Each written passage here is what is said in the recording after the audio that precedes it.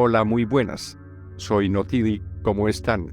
El caso de Luis Alfredo Garavito es un ejemplo impactante de la crueldad humana y la violencia hacia los niños.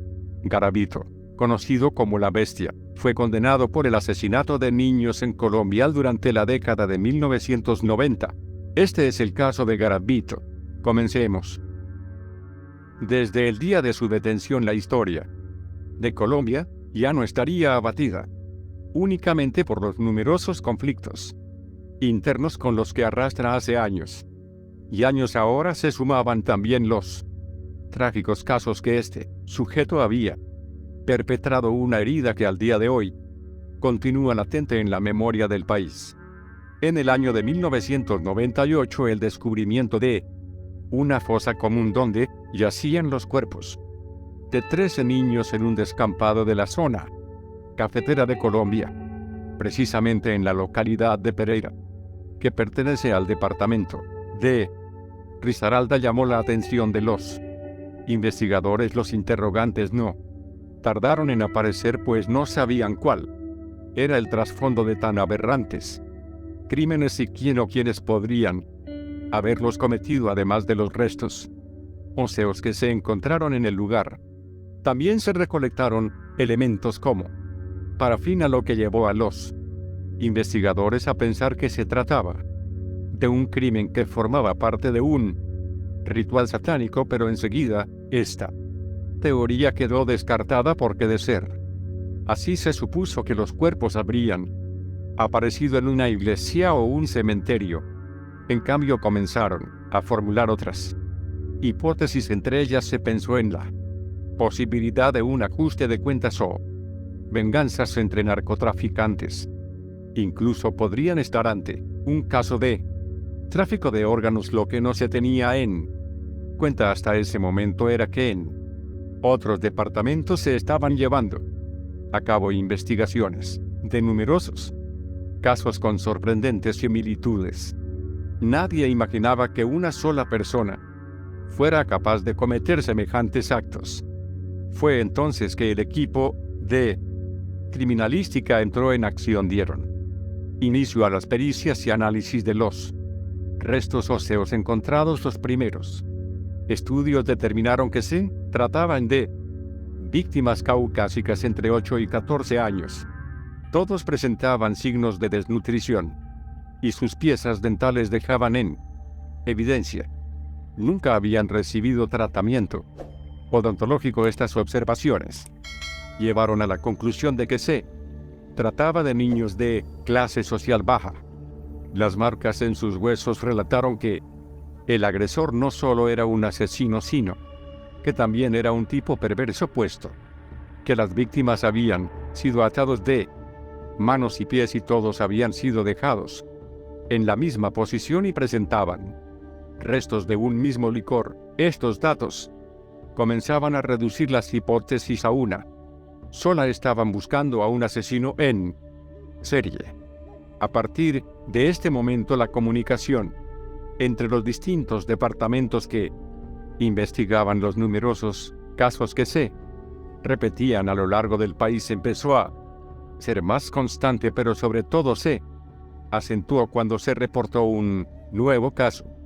El 6 de febrero de 1999, en la región de Palmira, a unos 60 kilómetros de Pereira, se hallaron nuevos restos de niños que habían sido abusados y asesinados de la misma manera que los investigadores ya conocían. Sin embargo, en esta oportunidad, el agresor había dejado demasiados indicios. Se recolectaron 13 elementos que aportaron valiosa información para los expertos. El atacante escapó del lugar dejando atrás su ropa interior, zapatos, anteojos e incluso dinero. También se encontró bajo el minucioso rastrillaje de las fuerzas la tapa de un licor. Y perder un minuto, las pruebas comenzaron a arrojar importantísimos datos que servían para reconstruir su apariencia y dirigir la búsqueda hacia él. Uno de los datos más llamativos descubiertos fue que cuando caminaba, el asesino dejaba una huella y un rastro de estar arrastrando el pie, lo que dio Cuenta que caminaba con dificultad, pero además los zapatos determinaron en la estatura del agresor variaba entre 1.63 metros y 1.67 metros de altura. El estudio hecho sobre los anteojos dieron a conocer que la persona utilizaba un lente bifocal de 2.5 dioptrías, evidenciando que sufría de una enfermedad que suele presentarse en personas de entre 40 y 45 años o entre los 55 y 60 años. Por su parte, los billetes condujeron a los investigadores a la afirmación de que el agresor se encontraba en constante movimiento. Por la geografía del país habían encontrado la suma de 179. Los colombianos, 27 billetes que habían sido distribuidos en el sur del país en las cercanías de la frontera con Ecuador. Esta nueva información obtenida junto con el ADN encontrado en la tapa del licor permitieron que la búsqueda pudiera segmentarse y de esa manera reducir la cantidad de posibles sospechosos. Los expertos dirigieron la búsqueda hacia los casos que involucraban a abusadores de pequeños en la última década. Así se obtuvo el resultado de 5.225 casos, pero de estos se descartaron a los que incluían niñas y se redujeron a 1.564 expedientes. Una tarea sin duda nada fácil. Luego excluyeron a los agresores menores de 42 años, dejando a 95 posibles criminales. De esa lista, solo 45 personas cumplían con la estatura estimada de 1.63 metros y 1.67 metros. Finalmente, la selección se redujo entre los criminales que habían delinquido en las donde habían ocurrido los hechos y quedaron de esta manera 25 sospechosos. Entre ellos se encontraba un sujeto llamado Alfredo Garavito. Mientras tanto, en otro departamento del país, un investigador llevaba su propia investigación revisando los archivos de crímenes que involucraban el abuso y asesinato de infantes de la última década. Fue así que descubrió que Alfredo Garavito había sido acusado y detenido por el asesinato de un menor en la ciudad de Tunja, pero fue dejado en libertad por falta de pruebas. Los datos documentados en el expediente del sospechoso llamaron la atención del investigador, quien se propuso llegar al final de la verdad porque su instinto le decía que él era la persona que estaban buscando. Ante su sospecha, visitó la casa de la hermana de Garavito y entregó algunas pertenencias que el sujeto había dejado en una de sus visitas. Allí el investigador encontró una cantidad enorme de libretas que contenían el registro de todos los lugares por donde Garavito se había trasladado. También anotaba a sus andanzas, a quienes había conocido, los hoteles donde se había hospedado.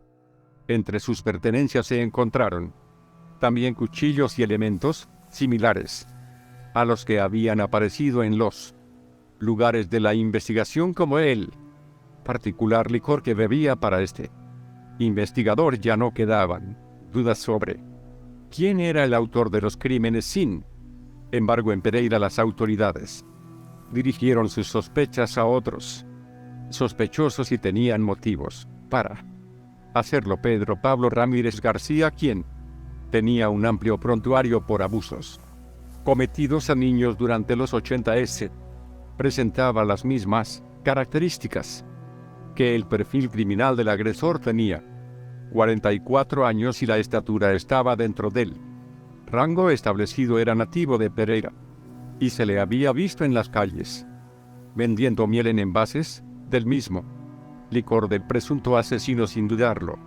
las autoridades fueron tras él y lo detuvieron. Estaban seguros de tener al asesino que buscaban tras las rejas, pero Ramírez se declaró inocente y alegó no tener nada que ver en los casos por los que se le incriminaban. Sin prestar atención a su declaración, lo dejaron encerrado hasta que, de momento, mientras Ramírez permanecía en la cárcel. 4 niños fueron asesinados en Bogotá con las mismas características que los casos estudiados. Ante esto, la Fiscalía tuvo que reconocer que se había equivocado y se retomaron las investigaciones.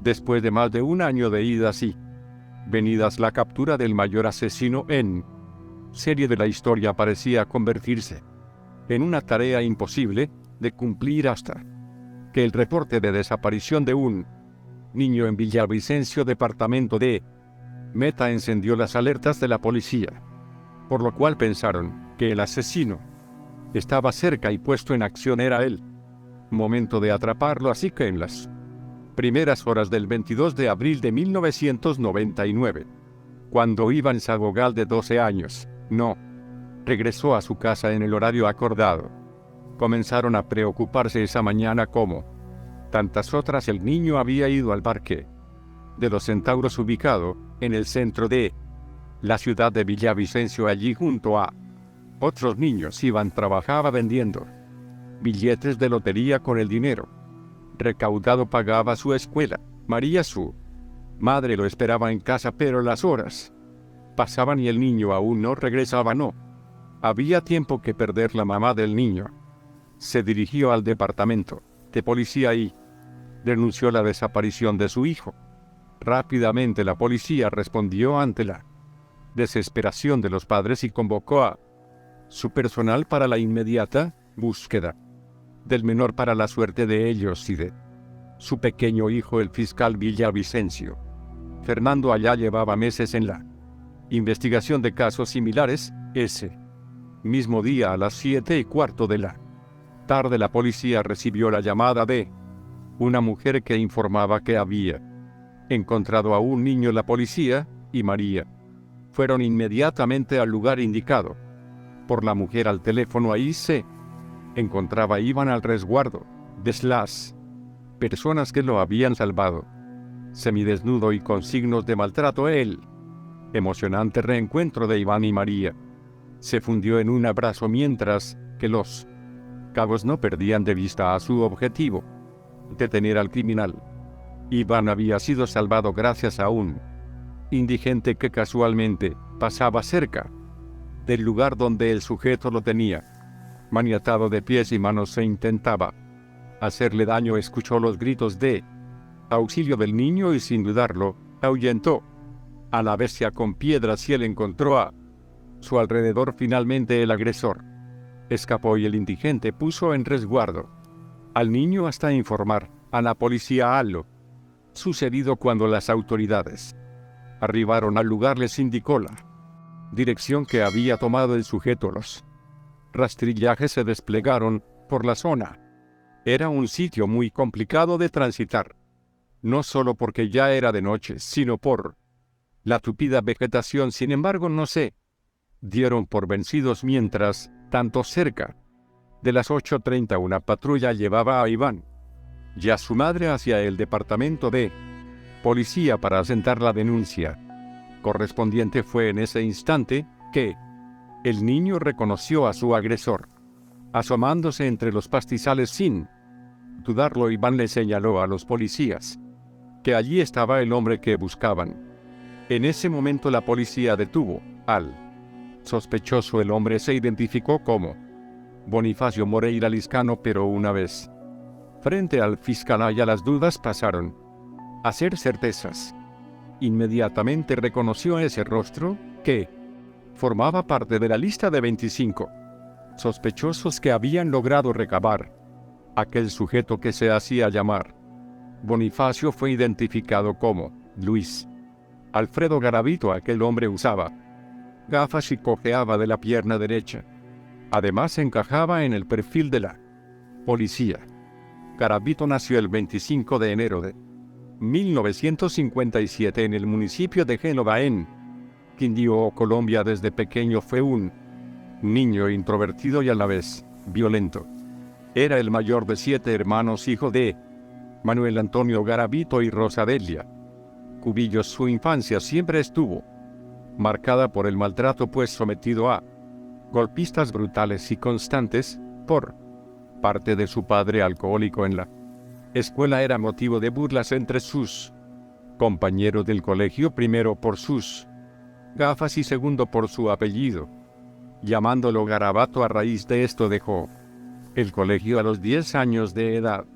Estudió hasta quinto grado de primaria en el Instituto Agrícola en el corregimiento de Ceilán, lugar en donde, después del conflicto armado en Colombia, muchas familias fueron desplazadas por la guerrilla y tuvieron que marcharse de su hogar. Desde ese momento comenzó a padecer muchos ataques de ira, paranoia y psicosis debido a las fuertes golpizas y maltratos que le causaba su padre, como el ser quemado con velas, ser cortado con navajas de afeitar, hasta ser atado de un árbol para ser golpeado con el estuche de un machete o un palo durante horas.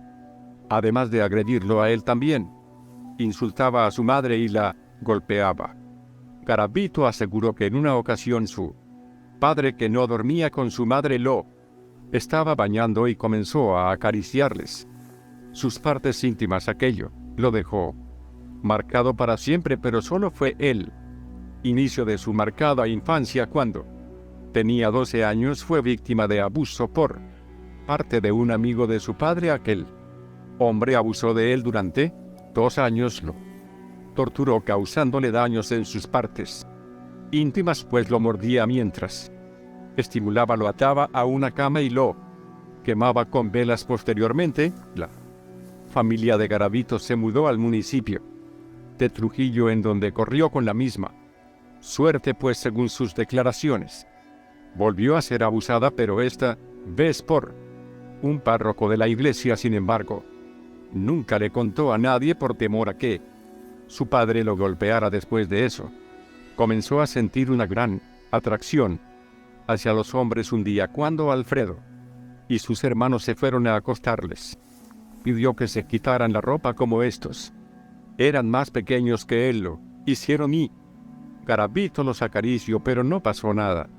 A partir de entonces, cuando sus hermanos dormían y sin que ellos se enteraran, los acariciaba y eso le provocaba un gran placer. A la edad de 15 años intentó abusar de un chico a quien acorraló para tocarle sus partes íntimas. No obstante, fue descubierto porque la víctima gritó que le estaban haciendo daño. El padre, por su parte, lo reprendió diciéndole porque no había cometido el delito contra una mujer. Desde ahí terminó la convivencia con su padre y su familia, pues luego del incidente lo echaron de la casa. Como el chico estaba muy confundido, intentó tener relaciones sentimentales con mujeres. Sin embargo, se dio cuenta que no le atraían. Al sentirse frustrado por ello, comenzó a beber sin control, viviendo una vida errante entre violencia y depresión. Al ver que no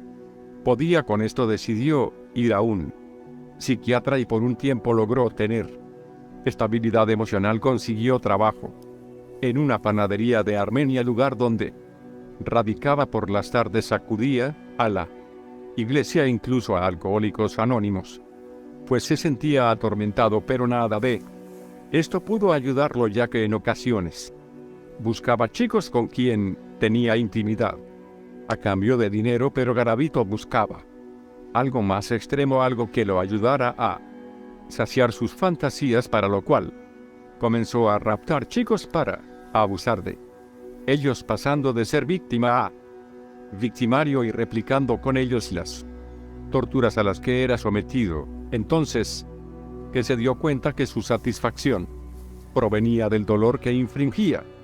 Era el 4 de octubre de 1992.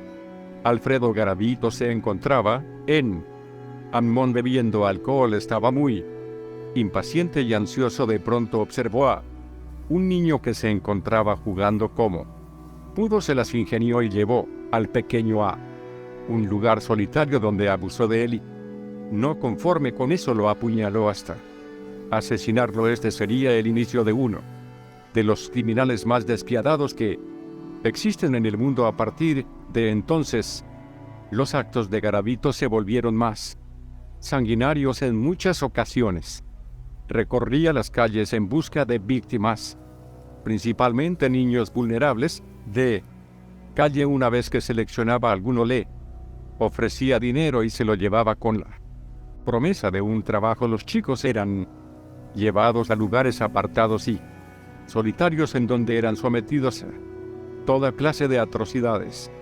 Algunos cuerpos fueron encontrados sin cabeza o abiertos en canal con múltiples heridas punzocortantes. Otros tenían cortes en la garganta y muchas veces no tenían sus partes íntimas, e incluso a algunos les hacía falta los pulgares. Muchas de las heridas eran provocadas en vida y todo eso Garavito lo disfrutaba. Pocos fueron los que lograron escapar de las manos de este hombre. Después de haber cometido decenas de asesinatos y abusos, pensó en hacer un pacto y ofrecer su alma para que de esa forma no fuera descubierto. Fueron 6 años en donde Alfredo Garavito dio rienda suelta a su mente perversa, cometiendo actos inimaginables y deplorables. La cifra de niños encontrados eran más de una centena y en muchos de los casos se encontraron colillas de cigarro y botellas de alcohol. Lo que la policía no sabía en ese entonces era que Alfredo, mientras cometía sus atrocidades, fumaba y bebía compulsivamente debido a los nervios que sentía. Incluso en una ocasión se quedó dormido con un cigarrillo, lo que provocó un gran incendio. El resultado de ello fueron quemaduras de segundo y tercer grado en el brazo y pierna izquierda, así como en la espalda y glúteo. Debido a ese descuido, los investigadores lograron hallar algunas pertenencias de Garavito que más tarde le vincularían con los crímenes. Luego de su detención, los investigadores comenzaron a armar su expediente. En total se contabilizaron más de 100 asesinatos en Colombia, Ecuador y Venezuela, pues dada la manera de vivir de Garavito, quien permitía trasladarse de un lugar a otro y hacía eludir más fácil a la policía en distintos lugares, Alfredo era conocido por diferentes apodos. Hay quienes lo tachaban de loco y otros lo describían como un sujeto amable que sabía ganarse la confianza. Las pericias psicológicas y psiquiátricas que se llevaron luego de su detención arrojaron que se trataba de un sujeto con el diagnóstico de trastorno de personalidad antisocial y fue descrito como un psicópata para cometer los delitos. Garavito se escudaba detrás de la fachada de un hombre tranquilo, confiable y amable. Sin embargo, era su poder de manipulación lo que le permite lograr sus horribles objetivos. Garavito conseguía cambiar su personalidad, su profesión y su forma de ser ante cada presa nueva que se le presentaba. Cambiaba constantemente de personaje. En un principio se mostraba carismático y con muy poco esfuerzo conseguía atrapar a sus víctimas, convenciéndolas de alejarse de la multitud. Una vez apartados, la verdadera bestia que escondía en su interior se dejaba ver. Pero además de este poder de manipulación, otros rasgos que determinaron su trastorno antisocial fueron el sadismo y la necrofilia. Garavito no solo disfrutaba de abusar de sus víctimas. En cierto punto esto dejó de ser suficiente y encontró una nueva manera de conseguir placer. Así fue como comenzó a torturarlos. Debido a eso fue llamado por la prensa la bestia, por la saña de sus ataques. Garavito siempre tuvo registro de lo que estaba haciendo. No era solo un delito, sino una serie de actos aberrantes e imperdonables. Sin embargo, aunque quisiera, no podía ocultar el placer que esto le generaba. En total, Alfredo Garavito confesó ser el autor de más de 200 crímenes, en más de un centenar de abusos. A pesar de ser consciente de ello, se podía ver en su rostro el orgullo que esto le provocaba. Nunca, ni siquiera al momento de su detención, Garavito se mostró nervioso o intranquilo, tampoco cuando le tocó enfrentarse al tribunal que dictaría su sentencia. Durante su juicio aprovechó la oportunidad para pedir perdón por haber cometido semejante aberración, alegando estar poseído por una fuerza que lo incitaba y le pedía que lo hiciera. Por supuesto, nadie le creyó una palabra sobre su arrepentimiento. También intentó conmover al jurado y a los presentes en el recinto diciendo que él mismo había sufrido violencia durante su infancia. Sin embargo, todas estas confesiones sobre su terrible vida no solo eran incomprobables, sino que no eran suficientes para borrar o justificar sus crímenes. Es así que en 1999 Luis Alfredo Garavito, la Bestia, el monstruo de Génova como se le conoce, fue sentenciado a 1853 años de prisión por la sumatoria de al menos 170 abusos y asesinatos a menores. Aunque él confesó que fueron más víctimas, fue imposible para las autoridades encontrarlas a todas de esos 1853 años. La pena quedó reducida a 40 años, porque la cadena perpetua ni la pena de muerte son parte del Código Penal de Colombia, llevando más de 20 años en prisión y habiendo cumplido 3/5 partes de su condena. Garavito tiene el derecho de pedir que se le considere la posibilidad de terminar su condena en prisión domiciliaria, la cual puede ocurrir en 2023. Pronto podría pasar a cumplir el resto de su condena desde la comodidad de una casa. Sin embargo, muchas de las autoridades y todo el pueblo colombiano coinciden en el peligro que esto representaría para la comunidad. Por esa razón es poco probable que reciba la libertad condicional, además de que actualmente Alfredo Garavito se encuentra enfermo de leucemia en la cárcel de Valledupar y con el pasar de los meses se agrava su situación. Hoy en día se ha declarado creyente, se ha bautizado y todos los días lee la Biblia, argumentando que ya ha sufrido mucho y que ha pagado por lo que hizo. En mi opinión, este caso es un recuerdo doloroso de la importancia de proteger a los niños de la violencia y el abuso. Es necesario abordar la violencia contra los niños en todas sus formas y tomar medidas para garantizar que los niños estén seguros y protegidos. Además, el caso de Garavito también subraya la importancia de la justicia y la necesidad de que los perpetradores sean llevados ante la ley y castigados por sus acciones. Y esto fue todo por el video de hoy, y si te ha gustado el video te invito a suscribirte, y nos vemos en el próximo video.